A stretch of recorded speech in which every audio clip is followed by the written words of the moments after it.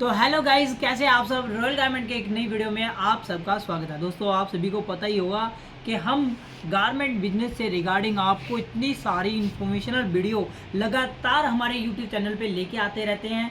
आज हम बात करने वाले हैं परचेज जब आप करते हैं ना, तो किन किन बातों का आपको ध्यान में रखना चाहिए, किन किन बातों का आप ध्यान रखें ताकि आप जिस पैसे से खरीदारी करने जा रहे हैं उस पैसे को आप अच्छे से निवेश कर सकें और आपकी सेल हो जाए, फटाफट से माल बिक जाए और नया माल आप लेने फिर दोबारा जाए।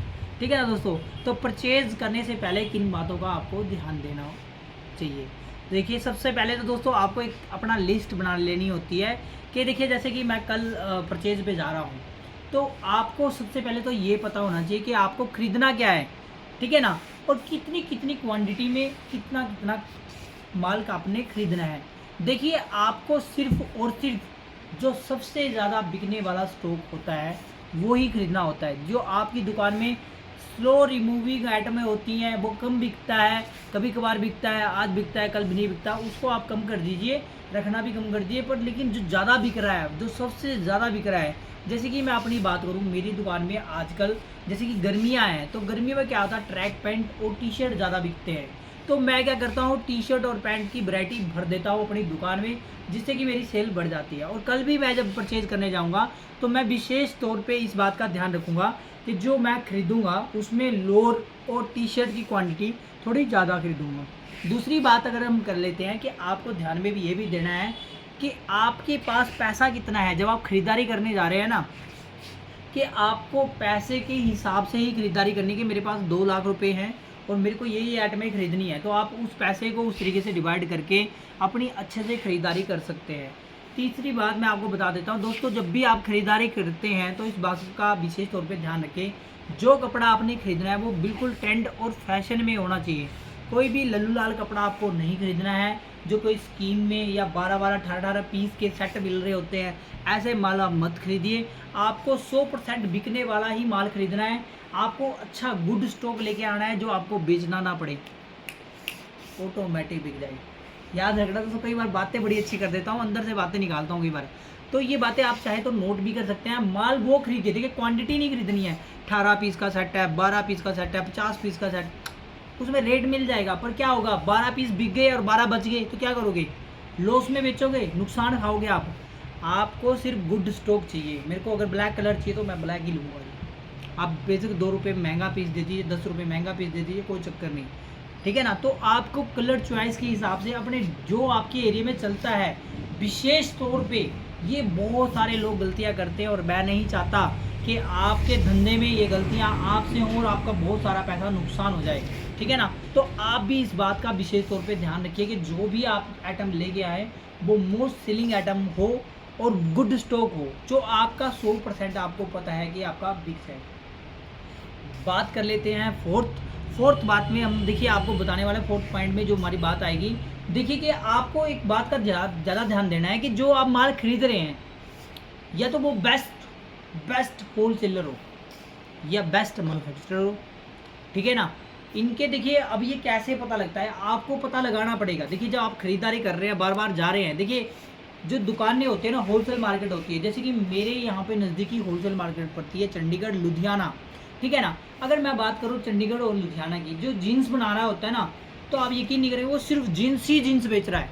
उसके पास और चीज़ें बनाने का टाइम ही नहीं है, जीन्स ही जीन्स है, या ज़्यादा से ज़्यादा वो ये कर सकता है कि कॉटन पैंट बना सकता है।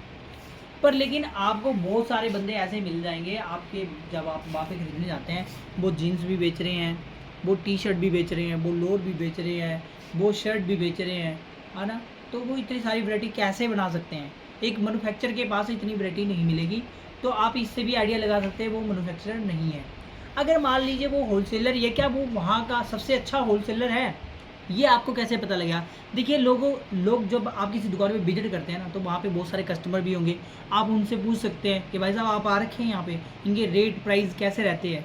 ठीक है ना।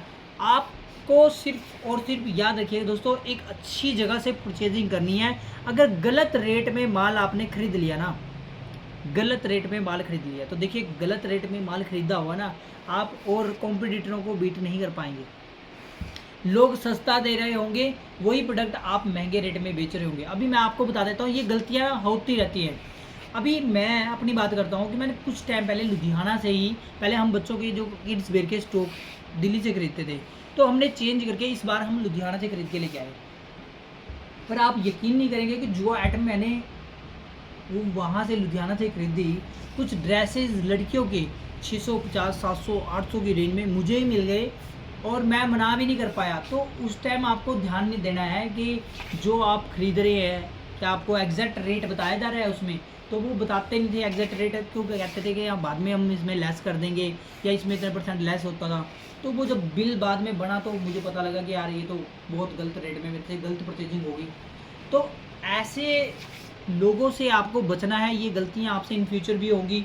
आप जब भी कोई प्रोडक्ट लेते हैं, आपको ख़रीदते टाइम उसके साइज़ पूछ लेने हैं कि कौन से साइज़ मिलेंगे और कौन से कलर आपको इसमें आएंगे। आप पूरे कलर चेक करिए, कौन सा सेट आपको चाहिए वो ही परचेज़ करिएगा, जो आपको लगता है कि इसके कलर भी सही हैं और इसके ये साइज़ भी बिल्कुल प्रॉपर होते हैं। देखिए आप जब कपड़ा खरीदते हैं ना, तो देखिए चौड़ साइज़ बहुत मिलते हैं, ठीक है ना। ये हमारा 5वां पॉइंट है, ज़्यादा चौड़ साइज़ों का ध्यान रखें। जो साइज़ आप खरीद रहे हैं, कई लोग क्या करते हैं, रेट तो अच्छा दे देंगे, आपको लगता है 200 रुपये में लोड दे रहे हैं या 400, 450 में जीन्स दे रहे हैं, बट उनके जो साइज़ होते हैं आप देखेंगे आसान से टाइट आ जाएंगे।